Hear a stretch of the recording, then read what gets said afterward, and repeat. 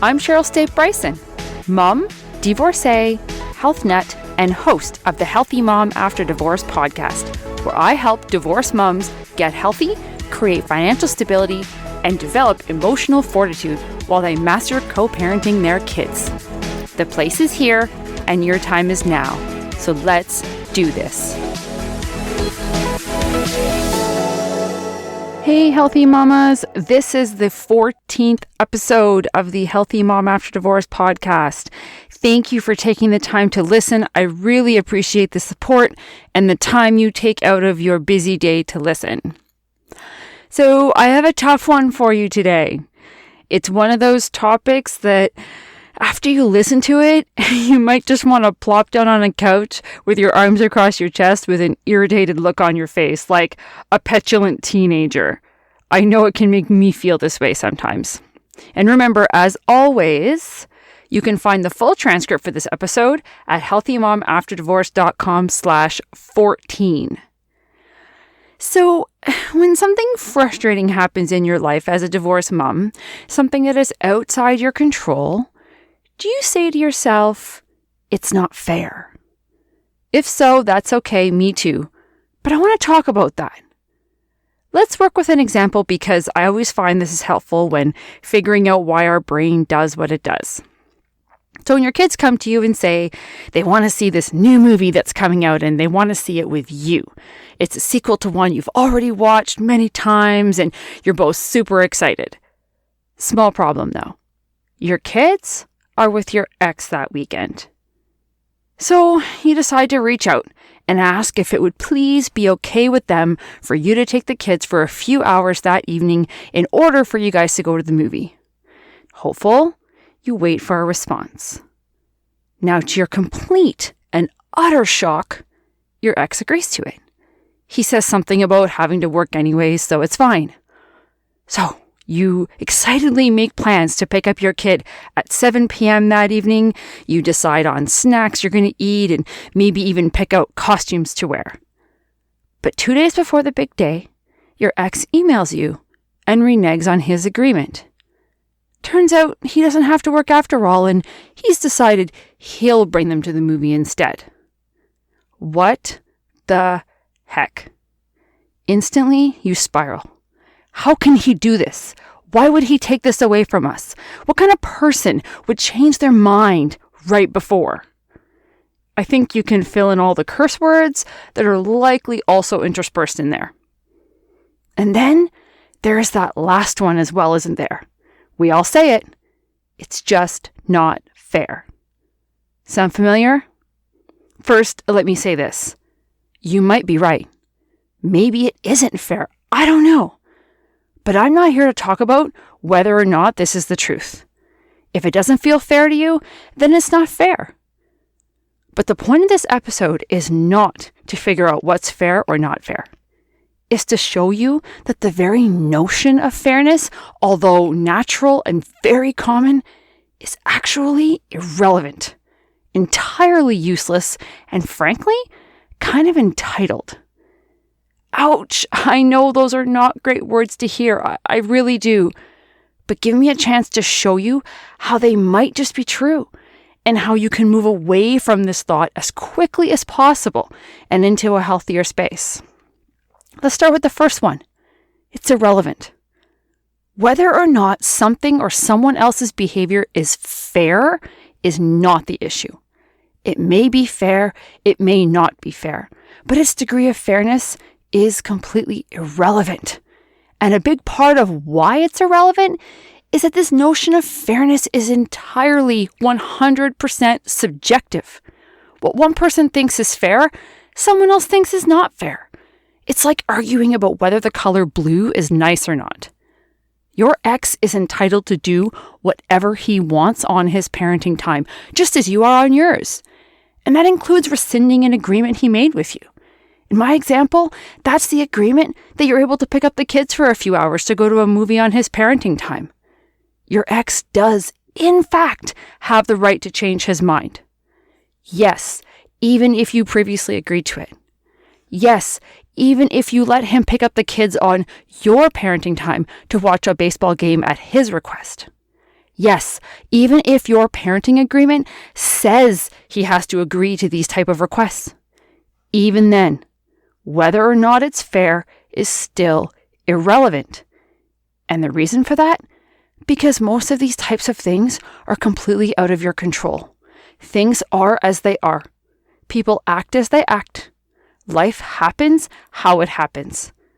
And that's not to say that everything is out of our control, because that's definitely not true.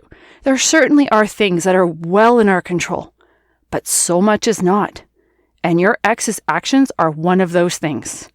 So whether or not you assess any given thing or situation as fair or not fair is entirely irrelevant.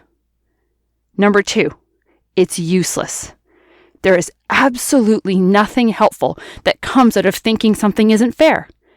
It's natural, we all do it, and that's fine.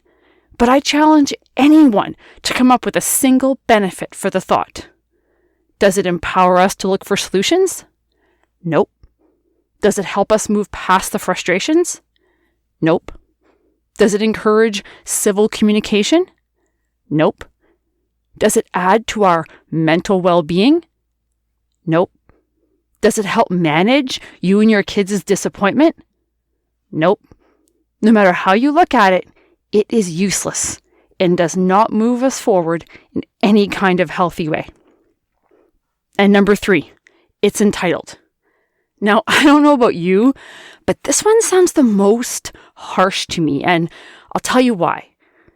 Saying something isn't fair implicitly suggests a comparison. For something to be not fair means that there must be a fair alternative. And our unhappiness lies in the comparison because we think we deserve that more fair alternative, don't we? That's what we believe good, reasonable human beings like us get, right? Treated fairly. Wouldn't that be nice? Your ex's reneging on his agreement could be seen as lots of things. Unreasonable, unkind, aggressive, antagonistic, but not really unfair. And I know a lot of people will disagree with me and say, well, it's obviously clearly unfair. So I want to ask this, what is fair? Is it fair that you are having to co-parent in the first place? Is it fair that your kids have to be subject to the conflict between you and your ex? Is it fair that you're divorced? Is it fair that you married this person who is capable of being this unreasonable? Is it fair that your parents were divorced, which meant the likeliness of you getting divorced was higher? And also, how about, is it fair that you were born to healthy parents without drug and alcohol addictions? Is it fair that you had loving grandparents growing up? Is it fair that you had the opportunity to live in a safe neighborhood and go to a safe school? Is it fair that you had food on the table every night? My point of asking these questions is this. None of those things is fair or unfair. Whether we view them as positives or negatives in our lives have nothing to do with fairness or even deservedness. Generally, they're the result of luck and choices, either good or bad, but not fairness. There is no supreme being doling out fairness to those who deserve it and unfairness to those who don't. Your family of origin, for instance, has everything to do with luck or lack thereof. And your life is a series of choices, first by your parents and then by you, and life happens. Some things are totally in our control, some things are partly in our control, and lots are entirely, utterly, completely out of our control. And how your ex co-parents with you falls mostly in that last category. They have many reasons to act how they do, everything from their upbringing to anger directed at you to personality disorders to external pressures, but it's nothing to do with fairness. This notion of fairness assumes we're entitled to the answer we want or think is best because we're right and we deserve it. But remember, we view the world through our perspective only. How we experience life is run through the filter of all of our past choices and experiences. How we behave is based on what we want the world to see, and how we think is the best way for us to get what we want and be surrounded by the best people for us. But we aren't actually entitled to any of it. We don't get into our first choice of university program or the promotion at work or the good friends or the supportive parents or the winning lottery ticket because someone is balancing the fairness scale and it needed to be tilted in our favor. And we don't get bullied in school or get into a toxic relationship or have health issues because that same being was checking that fairness scale again and decided we'd had enough already and needed to give us a little unfair stuff to balance it out. We get these things because of our choices and circumstances and external events, and sometimes because of complete happenstance aligned or maybe misaligned for us, not because we deserved or didn't deserve them. Nothing about life is fair or unfair, and the sooner we can disconnect from that belief, the better off we'll be and more able to deal with the difficult and frustrating situations.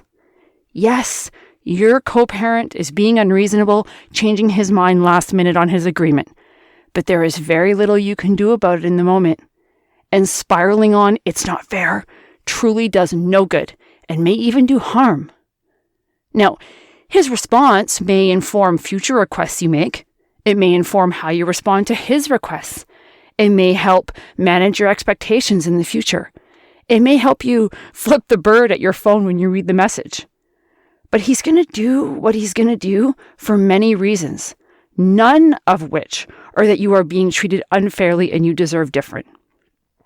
And let that be comforting to you, that the universe is not out to get you, even if it feels like your ex is. Because even if he is, it's not because you deserve it or don't deserve it. How someone behaves is entirely to do with them, their choices, their biases, their relationships, their upbringing, their disorders, their experiences, their likes and dislikes, whether or not they had breakfast that day. So many things. So if you can quickly shift your perspective into that space, that reframe, you'll feel the detachment from the "it's not fair" trap and the freedom that brings. Your ex is who they are for tons of reasons, and it's nothing to do with whether or not it's fair to you. So focus on what you can control.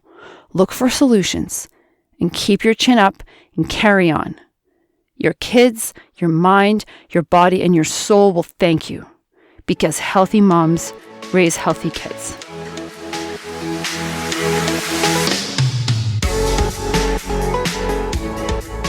Thank you so much for listening. Please leave a review. And if you like what you heard, share this episode with other mums. Don't forget to follow me on social media. And if you want to learn more about me and what else I have to offer, head over to healthymomafterddivorce.com. I can't wait to connect with you.